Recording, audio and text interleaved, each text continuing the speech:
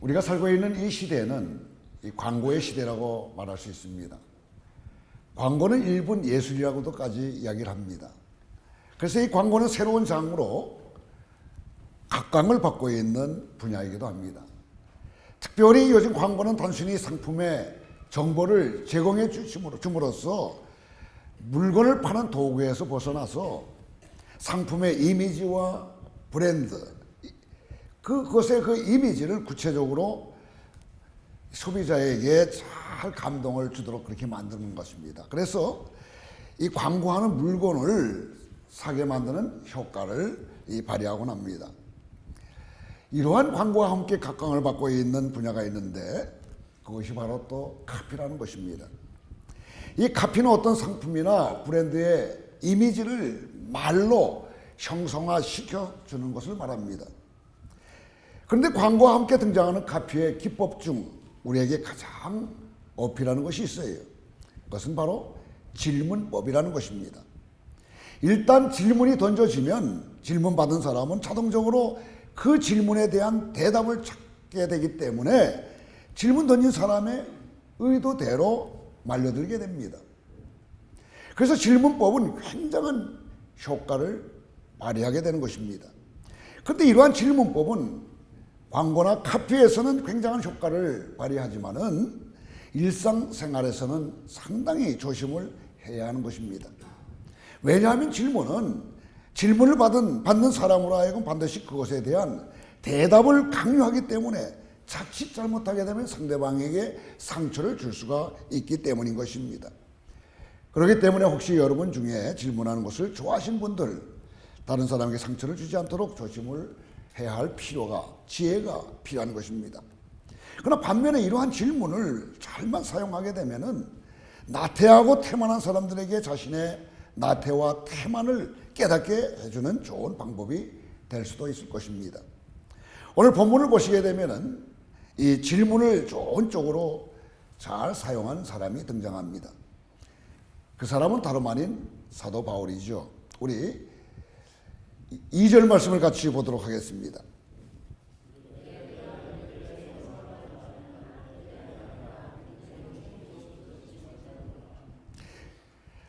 (2차) 전도 여행 말미에 들렸던 에베소에서 바울은 충분히 말씀을 전할 기회를 갖지 못했습니다. 사람들은 말씀을 더 듣고 싶었지만은 바울은 하나님의 뜻이 있으시면은 다시 들려서 더 깊은 말씀을 전해주겠다고 약속을 하고 떠났습니다. 그렇게 시간이 흐른 뒤에 바울이 3차 전도 여행을 하면서 다시 에베소에 들리게 된 겁니다. 2차 전쟁 여행 때에 했던 말을 기억하면서 언제나 마음속에 새기고 있었던 것 같아요. 바울은 회당으로 가게 됩니다. 다시 회당을 찾아서 말씀을 전하는데 근데 뜻밖의 그곳에 있던 사람들을 보면서 깜짝 놀라요. 거기에 계신 분들이 이미 예수를 믿고 있었기 때문인 것입니다. 알고 보니까 그들은 이미 아볼로가 전한 말씀을 듣고 제자가 되었던 거예요. 바울은 내심 무척 기뻤으리라고 생각이 됩니다. 하지만 그러한 기쁨도 잠시 바울은 예수님을 믿는다고 하는 그 제자들 속에서 무언가 이상한 점을 발견하기 시작합니다. 여러분, 사람은 영적인 존재지요. 그렇기 때문에 다른 사람 안에 있는 영적인 기운을 어느 정도 감지할 수가 있습니다. 더구나 어떤 사람이 진정한 신앙을 가지고 있는 사람이라고 한다면은 그 사람은 상대방이 그리스도의 영을 가진 사람인지 그렇지 않은지를 간파할 수가 있습니다. 그러나 사람은 동시에 교만한 존재이기 때문에 다른 사람 눈에 튀것은 잘도 보면서 자기 눈 안에 있는 커다란 들보는 보지 못하기도 합니다. 그래서 우리는 종종 사이비 종교를 가진 사람들이 자신의 종교만이 참 종교라고 믿는 어처구니 없는 모습을 접하기도 하는 것입니다. 그런데 바로 오늘 본문 말씀은 이 두 가지 종류의 모습을 가진 사람들이 서로 부딪히는 장면을 우리에게 보여주고 있습니다. 즉 신실한 믿음의 소유자 바울이 자신의 신앙이 전부인 줄 아는 에베소 사람들을 만나는 것이죠. 누구보다 영적으로 민감했을 바울이 보기에 예수님을 믿는다고 하는 이 에베소 사람들에게서 무언가 석연치 않는 점을 느끼게 됩니다. 그래서 바울은 지체 없이 그들에게 질문 하나를 던져요.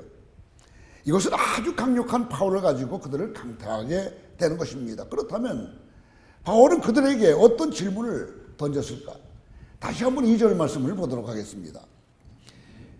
이르되 너희가 믿을 때에 성령을 받았느냐? 이르되 아니라 우리는 성령의 계심도 듣지 못하였노라. 너희가 믿을 때 성령을 받았느냐? 라는 이 바울의 질문은 마치 핵폭탄과 같이 에베소 사람들을 강타했습니다. 그리고 이 질문에 대해서 에베소 사람들은 성령이라는 존재조차 몰랐다는 대답을 하게 되는 것입니다. 이러한 대답은 에베소 사람들의 믿음과 구원이 완전하지 않는 것을 단적으로 보여주는 증거가 되는 것입니다. 그런데 우리는 여기서 한 가지 짚고 넘어가야 할 것이 있어요. 그것은 믿음과 성령 받음의 시기에 관한 것입니다. 어떤 사람들은 이 본문 말씀을 가지고서 먼저 예수님을 믿은 후에야 성령을 받는 체험을 할 수 있다는 식의 오해를 하기도 합니다. 그래서 예수님을 주로 믿은 후에 다시 한번 성령을 받는 일이 있어야만 된다는 소위 후속 교리를 주장하기도 합니다. 그러나 이 말씀은 절대 그렇게 해석될 수가 없습니다. 왜냐하면 여기에 사용된 두 단어인 믿을 때라는 단어와 성령을 받았느냐라는 단어의 시제가 똑같기 때문인 것입니다. 즉 믿는 일과 성령을 받는 일은 동시에 일어나는 일이라는 말씀입니다. 그러므로 너희가 믿을 때에 성령을 받았느냐라는 질문은 너희가 진짜 예수님을 믿느냐? 그런 질문이라는 것입니다. 소위 예수님을 믿는다고 하는 제자라는 너희들이 가지고 있는 믿음이 참된 믿음이냐고 묻는 질문이라는 말입니다. 이와 같은 바울의 질문은 단지 에베소 사람들만 대답해야 되는 그런 질문은 결코 아닙니다. 이 질문은 가고오는 모든 세대에게 해야 하는 질문인 것입니다. 그러므로 우리 또한 예외가 될 수가 없겠죠. 저는 목사로서 바울이 했던 이 질문을 그리스도인이라고 자칭하는 분들께 반드시 던져가지고 한번 확인해야 된다고 생각을 합니다. 왜냐하면 어떤 그리스도인은 명목상 그리스도인일 뿐 참 그리스도인이 아닌 것처럼 보일 때가 너무나 많기 때문입니다. 그런데 어처구니 없게도 그런 분들 중에는 자기 정도로 믿는다는 것이 꽤 괜찮은 수준이라고 착각들 합니다. 주일날 적당히 예배에 참석하고 얼마간의 헌금을 하고 또 적당히 봉사하고 그러면 신앙생활을 다 하는 것이라고 생각하는 분들이 계시다는 말입니다. 그런 분들을 볼 때 저는 바울이 했던 바로 그 질문을 던져보고 싶다는 말입니다. 믿을 때에 성령을 받으셨습니까? 믿을 때에 성령을 받으셨습니까? 라는 질문 속에는 강력한 파워를 행사하는 메시지가 들어 있습니다. 단순히 그저 믿는 것이 아니라 믿음과 함께 성령을 받게 되면 반드시 변화라는 것이 뒤따르기 때문입니다. 왜냐하면 성령은 새롭게 하는 역사를 일으키는 그리스도의 영이시기 때문인 것입니다. 성령은 반드시 성령의 열매를 맺게 하기 때문입니다. 그렇기 때문에 나에게 아무런 변화나 성령의 열매가 없다고 한다면 그것은 참 믿음이라고 할 수 없는 결론이 나오게 되는 것입니다. 그러므로 오늘날 우리들 또한 바울의 이 질문, 너희가 믿을 때에 성령을 받았느냐라는 질문을 스스로에게 아주 진지하게 해볼 필요가 있는 것입니다. 바울의 이와 같은 질문에 에베소 사람은 그들은 진실하게 대답을 하게 됩니다. 성령을 받기는커녕 성령이라는 단어 들어보지도 못했다는 거예요. 즉 그들은 성령을 받지도 못했고 성령의 역사도 경험해보지 못했던 것입니다. 그래서 바울이 이어서 두 번째 질문을 던져요.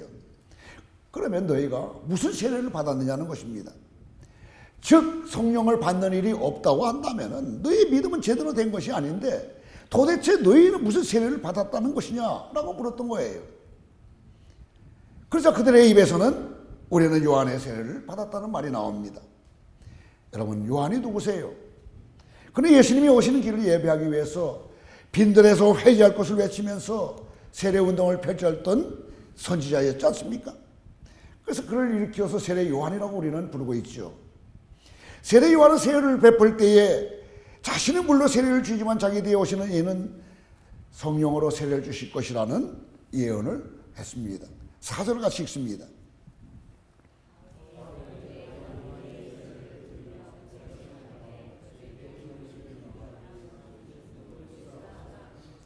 즉 세례 요한은 자신의 세례는 단지 시작일 뿐이고 예수님의 세례야말로 결론이고 완성이라는 이야기를 했던 것입니다. 그런데 에베소에 있는 제자들은 그저 시작에 불과한 요한의 세례 단계에 그냥 머물러 있었던 것입니다. 그런데 한 가지 의아한 점이 있어요. 이미 예수님께 성령으로 세례를 주고 있는 때에 어떻게 에베소의 제자들은 성령의 세례가 아니라 요한의 세례 단계에 머물러 있었느냐 하는 것입니다. 하지만 잘 생각해 보면은 이러한 일은 비단 초대교회 당시에만 있었던 희귀한 일이 아니라 오늘날에도 충분히 있을 수 있는 일인 것입니다. 요한의 세례 단계는 순전히 나의 이해와 의지로 교회에 입문하는 것이 그렇지 않다는 것보다 훨씬 낫다는 생각에 교회를 다니는 것을 의미합니다. 혹은 자신의 믿음이나 의지가 아니라 순전히 자신에게 큰 영향을 미치는 다른 사람의 믿음이나 의지 때문에 교회를 다니는 것 또한 이에 해당된다고 할 수 있을 것입니다.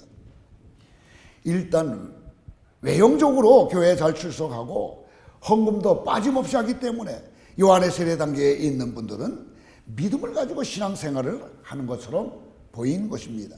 그러나 그것은 신앙의 첫걸음마 정도를 뗀 것뿐이지 진정한 의미의 신앙이라고 말할 수가 없습니다. 진짜 신앙과 믿음이라는 것은 자기 자신의 내부의 이해와 의지로 얻어지는 것이 아니기 때문인 것입니다. 진짜 신앙과 믿음은 자신의 의지나 감정이나 지식이 아니라 외부로부터 강력하게 들어오는 성령의 역사로 생겨나는 것입니다. 그래서 일단 외부로부터 성령의 역사로 믿음을 갖게 되면은 지금까지 나는 점점 철거가 되고 지금까지 나의 모든 것들은 다 철거가 되고 새로운 사람으로 거듭나게 된다는 것입니다. 이전에 좋아했던 것들, 또 빠져서 지냈던 그런 모든 것들이 한순간에 쓰레기처럼 보입니다. 이전에 또 손가락질하면서 멸시했던 것들은 한순간에 가장 가치 있고 또 아름다운 일들이 되어버리는 거예요. 성령으로 인해서 완전히 새로운 눈, 새로운 마음을 갖게 되는 것입니다. 특별히 성령의 은사들 중에 방언이라는 것이 있지 않습니까? 방언은 이전에 알지 못했던 새로운 언어로 기도하는 것을 말하지요. 즉 지금까지는 내가 아는 언어로 내가 아는 지식을 이야기했다면은 성령에 의해서 주어진 방언은 자신이 알지 못하는 언어와 미처 깨닫지 못했던 것들을 이야기하는 것이죠. 결국 전능하신 분의 영인 성령으로 인해서 자신의 입술이 하늘의 것을 이야기하는데 쓰임을 받는다는 것입니다. 이렇듯 성령에 의한 믿음은 변화와 새롭게 함을 동반하는 강력한 파워를 가지는 것입니다. 그런데 생각해 보게 되면은 요한의 세례까지는 자신의 힘과 의지로 되기 때문에 참 쉬운 것으로 다가옵니다. 어쨌든 내가 하면 되니까 말입니다. 그렇다면 성령 세례는 어떻게 받을 수 있겠느냐 하는 것이죠. 유감스럽게도 이 질문에 대한 대답을 저는 할 수가 없습니다. 왜냐할 것 같으면 하나님이 주시기 때문인 것입니다. 하나님이 주시지 않으면 그 누구도 주실 수 있는 것이 성령이 아니에요. 오직 하나님만이 주실 수 있는 것이기 때문에 대답이 없다는 것입니다. 하나님이 주시고 싶을 때 주시는 것이기 때문에 어떻게 답이 있을 수가 있겠느냐 하는 것입니다. 그래서 성령 세례를 받는 방법이라는 것은 없어요. 그러나 단지 하나님이 주시는 성령을 받기에 아주 조금 더 적합한 그릇이 되기 위한 우리 편에서의 자세나 태도 같은 것이 있을 따름인 것입니다. 자, 그렇다면 그러한 자세나 태도에는 어떠한 것들이 있을까? 우리가 1:1 제자 양육, 성령 충만한 삶에서 어떻게 성령 세례를 받을 수 있을까요? 하는 걸 공부하지 않습니까? 거기서는 뭐라고 이야기를 합니까? 회개하고 구하고 믿으면 된다고 이야기를 해요. 그렇게 되면은 받을 확률이 많다는 것이지 반드시 주신다는 것이 아닌 거예요. 이 사실을 우리는 언제나 기억하고 계셔야 되는 것입니다. 먼저 성령을 받는 것이 진짜 믿음이라는 것, 이것이 참으로 중요합니다. 반드시 성령을 받아야 변화를 받아 새롭게 된다는 것을 알고 또 그것을 인정하는 것이 굉장히 중요합니다. 이렇게 성령을 받는 것이 진짜 믿음이라는 것을 알고 인정하는 사람들은 반드시 자신의 힘과 가진 것으로 믿음을 어떻게 해보겠다는 헛된 생각들을 내놓게 됩니다. 자상하고 인자한 아빠가 계셨어요. 어린아이에게 줄 선물을 사가지고 집으로 돌아왔습니다. 아들이 그 선물을 받을 때 얼마나 좋아할까 하는 그런 모습을 가지고 집으로 돌아왔어요. 그래서 아빠는 그 아들의 이름을 부르면서 집안 구석구석을 돌아다니면서 아들을 찾아 여기저기 돌아다녔습니다.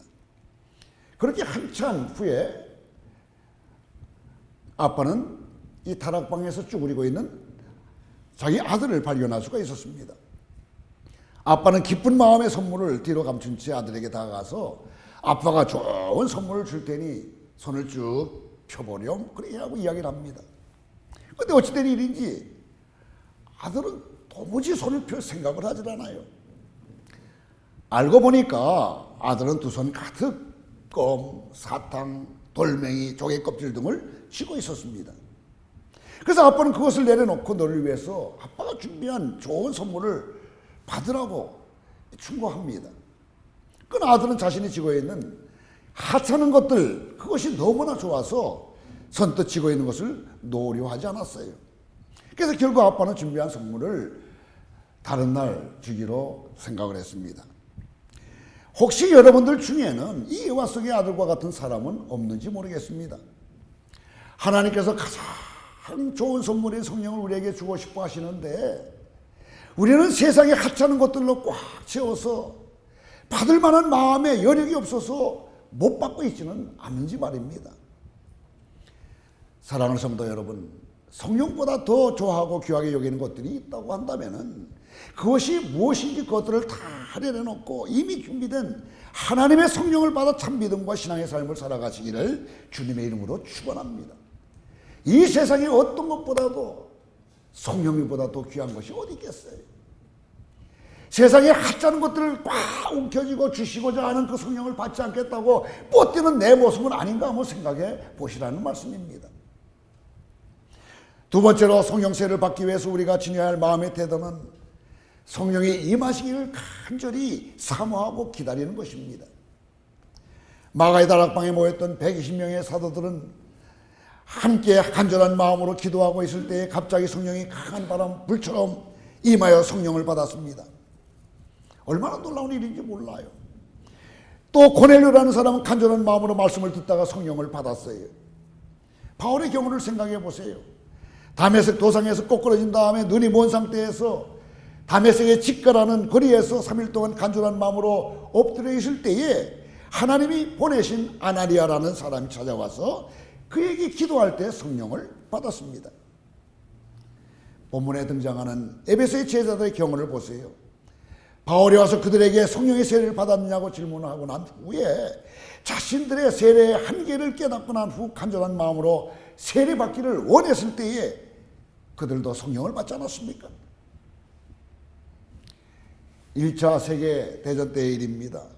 벨기에 한 청년이 전쟁에 나가게 되었어요. 이 청년의 어머니는 떠나는 아들의 손을 붙들고 아들아 이 어미의 손을 보아라.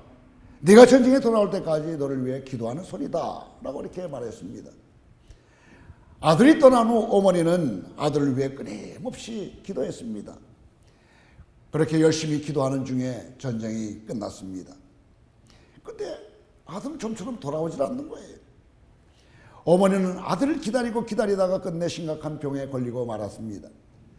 자신의 죽음을 감지한 어머니는 조각가를 불러서 아들을 위해서 기도하는 손을 조각해달라고 간청을 했습니다. 그리고 그 조각품이 완성되었을 때 어머니는 그 작품을 대문 앞에 세워놓고 나서야 숨을 거두게 되었습니다.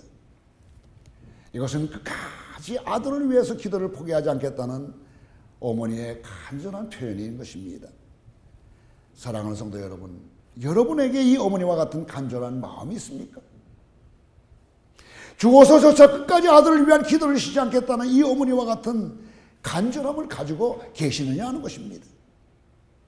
이 어머니와 같은 간절함이 있다고 한다면 자비하신 하나님은 가장 좋은 선물인 성령을 기쁨으로 주시지 않으시겠습니까? 여러분 간절히 사모하는 마음으로 가장 좋은 선물인 이 성령님을 모두 받아 변화를 받아 새롭게 되어지는 역사를 다 체험할 수 있게 되기를 간절히 소원합니다. 어느 교회에 한 장로님이 계셨어요. 그 장로님은 경제학 박사인 동시에 수학을 가르치고 있었습니다. 하나는 그 교회 목사님이 설교를 하다 말 그 장로님께 2 더하기 2이 몇이냐고 여쭤보았습니다. 처음에 그 장로님 목사님의 얼굴을 바라보시면서 미소를 지으셨어요. 문제가 너무 쉽다는 뜻으로 그렇게 미소를 지었겠지요. 하지만 목사님이 장로님을 향해서 미소를 지어 보이는 대신에 얼굴에 잔뜩 힘을 주고 뭔가 심오한 것 생각하는 듯한 표정을 계속 유지했습니다. 그러자 장로님의 표정 또한 심각한 것으로 바뀌었어요. 장로님 머릿속으로 2라는 숫자를 가지고 만들 수 있는 온갖 수학적 산수를 다 떠올려 보았습니다. 주인은 깊은 침묵으로 일관하고 있었습니다. 잠시 후 장로님이 고개를 갸우뚱거리면서 목사님에게 대답했습니다. 목사님, 저는 잘 모르겠습니다.